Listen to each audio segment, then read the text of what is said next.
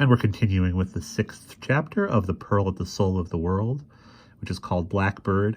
Ariel has watched a flirtation toward her husband Irlath by his cousin Saber, and he has really not, Irlath has really not stuck up for Ariel. He's only said that he can't love anyone, and Ariel is not happy about it. Plus, Saber is heavily implying that she, Ariel, is no better than a witch. And we will pick up from where the paragraph break was. Sick, silently raging, Ariel stumbled away from camp. The red sand's dry crust broke and crumbled underfoot. She met no one. No one hindered her. The pavilions fell away behind. The night all around stretched dark and still, but she could not escape the hateful words still ringing in her mind, or the memory of what had passed between Irlath and Saber. "Thief!" she gasped, shuddering, scarcely able to draw a breath. "Queen of thieves!" Aaron had been right. Ducking, Ariel fought back tears. "Irlath belongs to me!" Something stirred in the darkness ahead of her. Abruptly, Ariel stumbled to a stop. Hand at her breast, she peered through the pale glimmer of stars at Oceanus light. Her palm hid the faint glow of the pearl. The creature before her cawed and flexed its wings. As tall as her forearm was long, it stood completely black. Its feathers threw back no sheen at all. Depthless as shadow, Ariel froze. The blackbird cawed again and looked at her. In its beak it held a silver pin. "Greetings, little sorceress," it said, taking the pin from one of its claws to speak. Ariel felt her skin prickle. "You are one of the witch's rucks." "Ha! Yes," it laughed. "What do you want of me?" she demanded, casting about her, wondering how she could have been so blind as to leave the camp alone unarmed. The empty dunes stretched all around. "Our Lady has a proposition for you," chuckled the ruck. It played with the silver pin in its toes. "Do not call her my lady," Ariel spat. "Your mistress was never mine." "My lady wishes to confer with you," the bird replied. "There is no need for war. Surely this matter can be settled amicably between the two of you, face to face." "I mean to face her," Ariel returned hotly, "as soon as may be and with an army at my back," the blackbird hissed.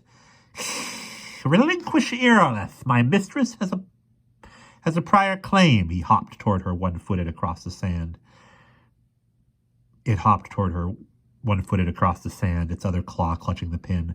"My mistress will reward you with any lover you wish. She will kill Saber if you wish." Ariel fell back before the witch's messenger. "My mistress will make you immortal like herself if you so desire," the blackbird rasped. "She has always longed for a daughter, an heir." "She is not immortal," cried Ariel, sick with loathing at the sight of the bird. The Lorelei made her dark angel's wings from the feathers of such as these. "If she were deathless, she would not fear me," the ruck laughed. "Ha! Do it for Irlath's sake," it crooned. "Things will go worse for him if you force my lady to take him from you." "No!" shouted Ariel, nearly losing her footing in the soft, treacherous sand. "Yield!" the bird exclaimed. "Ravenna's luck has destroyed you. You don't even know the last stanza of the rhyme. My mistress is prepared to be generous if you will surrender now." Ariel felt the ground sloping sharply upward beneath her feet. The ruck had backed her against the steep of a dune. For a moment, panic rose in her as she realized she had nowhere left to retreat. "Your mistress is in mortal terror of me," she answered, suddenly remembering Aaron's words. "If the witch thought she could win, she would have sent her army against us by now. My mistress has let your army come this far because it amuses her," the ruck replied. "To watch children playing at war," the silver pin gleamed in its grasp. "And because you have done her the invaluable service of assembling her enemies in one place." Ariel clutched her teeth. Her hand at her breast made a fist of the fabric of her gown. How dared this creature corner her and issue its demands? How dared it urge her to surrender Irlath and the war? As she left the dune and strode toward it, the black ruck fluttered hastily, back raising a fine, dry rain of sand. Ariel quickened her stride. "Why has your mistress sent the likes of you against me?" she inquired evenly. "I have killed your kind before." "My mistress has no intention of killing you," the blackbird hissed. For then the magic locked in you would escape and be loose in the world. One of her enemies might gather it up, as you did the magic of the Star Horse. Better to pin you! With a raucous cry, the blackbird took wing. For an instant, Ariel thought she had put it to flight. Too late, she realized it was flying at her. She felt its wings clap against her face and batted them desperately away. Again she swooped, struck this time. As she swung and turned, the loose sand shifted beneath her heel, and she fell. The ground came up hard against her ribs. She felt the blackbird's claws upon her back. Both sets of talons. It must have dropped the pin, or have it in its mouth again. Gasping, each breath a painful bite, she struggled to raise herself on one elbow and dash the ruck away. The vile creature clinging to her shoulder made her shake with revulsion. All at once she felt a stabbing behind her ear, sharp as a little sword. Agony overwhelmed her, too intense even to let her scream. Ariel rolled and struck wildly at the bird with both hands. To her astonishment, the light of the pearl, no longer hidden, became ablaze. What had caused it to do so? It had never done so before. The claws of the ruck abruptly released her.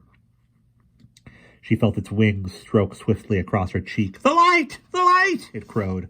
Dimly she became aware of the ruck thrashing on the ground beside her, writhing as though it burned. The light of the pearl was already dimming. A horrifying cold had begun to consume her. She groped, putting one hand behind her ear. Her fingers brushed the little knob of silver jutting from the bone. A piercing chill shot through her limbs. She felt as though something were being drawn from her, like a strand yanked from a string of beads. Memory scattered. She thought she might die of the pain.